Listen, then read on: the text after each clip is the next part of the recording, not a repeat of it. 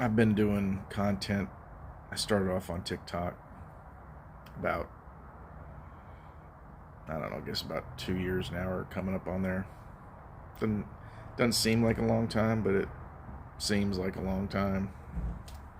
And one of my friends, he was started off as a follower. He's followed me since the beginning when I was doing conservative content on TikTok, and then I very shortly fell into men's content.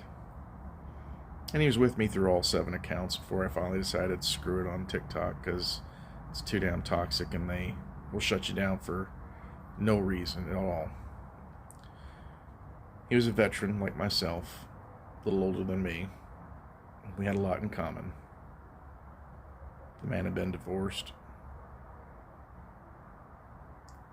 had to go through all the stuff that fathers go through when the divorce happens. Got kids and grandkids.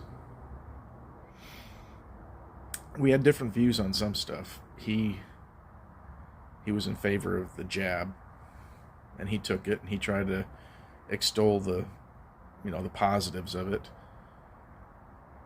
And I disagreed, but I respected his choice and I listened, and we had debates.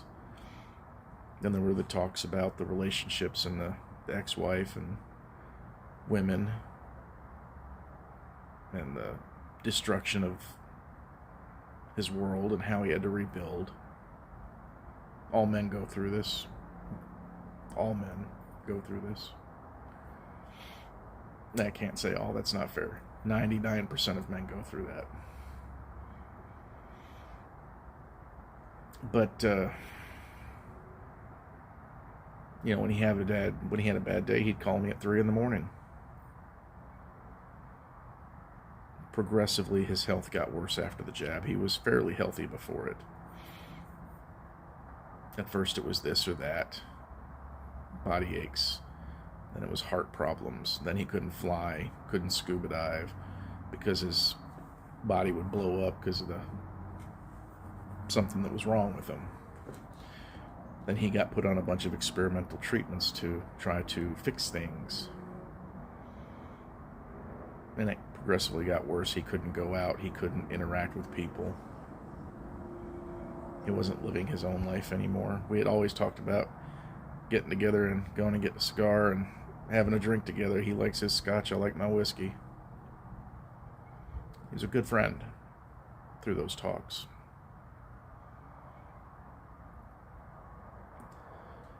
I found out about a week ago he passed away.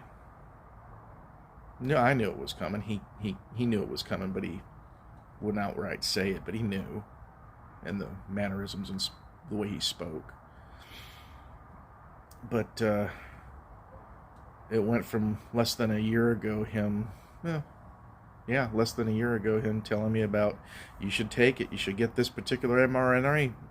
No, I appreciate it, but no. I respect your right to. You have your reasons, I get that. The last conversation we had, he actually told me he regretted ever taking that shot. And that he'd probably be healthier and better off if he hadn't. And then he was telling me about the relationships. Again, we talk about women because I do men's content and the things he goes through, and even with his ex. His ex, whom he'd been divorced with for years, was trying to get him to sign over the deed to his house.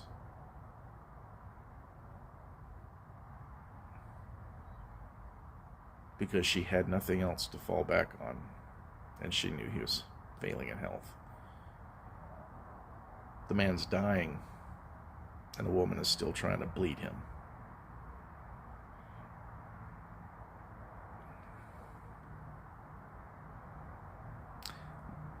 I have no doubt the government was doing the experimental treatments on him to figure out what might and might not work for the future when they can come out with treatments for the shit people are going through and have been going through. But that's another topic. This is just my way of saying goodbye, Jay. You're in a better place now. and you're missed.